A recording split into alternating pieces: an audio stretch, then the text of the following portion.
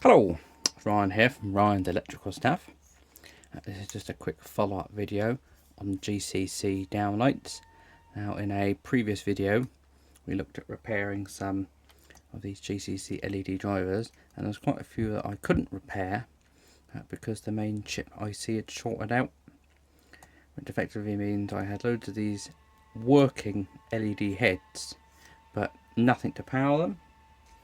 So what I've done is, over the last couple of weeks, I've been looking at alternative drivers at an affordable price to get these up and going again for less than the cost of buying a new one.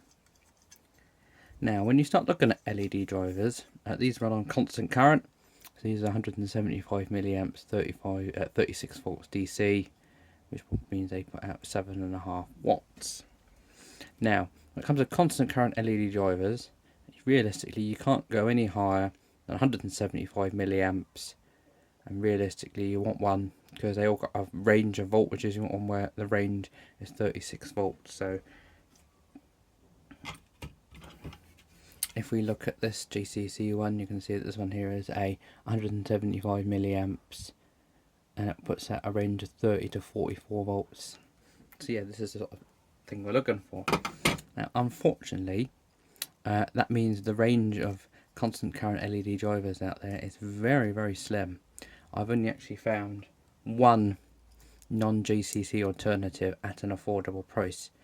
There are other driver packs available out there which aren't at an affordable price. You can buy these like multi-drivers where they got like lots of little dip switches on. You can set the voltage and the current, but they are a lot more than buying a whole new downlight.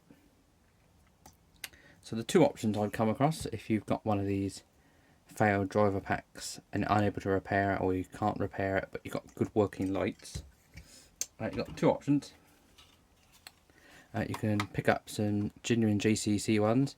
I'm going to thank Electric Base in Thetford for supplying me with these. They've both got the same part number, although they are slightly different.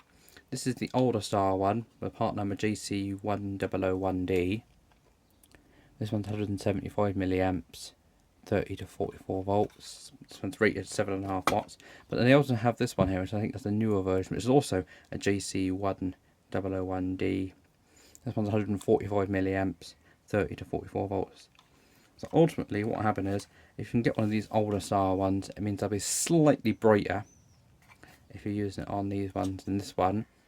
But then again, this newer one's 145 milliamps, so it's running them a bit less current, which means the LEDs will get a little, which means they'll run a bit cooler and less stressed. So in theory, this should be better because it drives the LEDs at a lower power, which means they're less stressed and they should last longer. The GCC ones, driver packs, these come at about £4.80 each, which again, it's reasonable. It's about a third of the price of buying a whole new light. A whole new downlight's about £15. These comes in just under a third of the price. And I've actually had a couple of these apart. The newer LED drivers use a BPS, bright power semiconductor IC, with a very good data sheet. So I think GCC has sort of backtracked, bought a decent component, and some of the components inside are rated at higher power and higher voltage as well. So I'm going to put my money where my mouth is, stick my head above the parapet, and say I think these are going to be pretty reliable. And they're pretty affordable at £4.80 each. But each everyone's own. If you wanted to go for a non-GCC driver pack, we've got these things I found online. They're branded Osram, but they're not actually made by Osram. They're made by a company called Inventronics from Germany, who have licensed the use of the Osram name. This is an Element 6/220-240-150 constant current LED driver. This one here is rated at 150 milliamps, 24 to 42 volts, so slap bang in the middle of the voltage range. These things look alright. I had these apart, they look alright inside. These are a bit pricey though, and don't worry about these exposed covers. They do come with a little plastic push on cable strain relief connectors. I haven't put them on yet, just playing around with them for demonstration purposes. These come in about £7 each, and Inventronics, their website is pretty good actually. They talk themselves up quite a lot. Whether or not they'll walk the walk, but they certainly got all the spiel. These ones are a bit bigger than the JCC ones. As you can see, they're a bit wider, a bit shorter as well, but also a bit taller as well. So they're a bit bigger, but then again, a bit more expensive. These ones here come with a 50,000 hour 3-year warranty. I don't know what warranty JCC give on spare parts, because these weren't bought as a whole complete light, so I'm not quite sure what the warranty is on these, but I'm guessing they're going to have a standard warranty of a year or 2 years or whatever. But yeah. Pros and cons. I'm going to give JCC some credit here. I actually quite like this design here, because when you're pushing cables in, actually get into like little terminals to push the wires in. It's quite hard work and fiddly, but they come with this lovely little split in half design, which I think is pretty nifty actually. It's much better than this design, which again is a bit fiddly and awkward.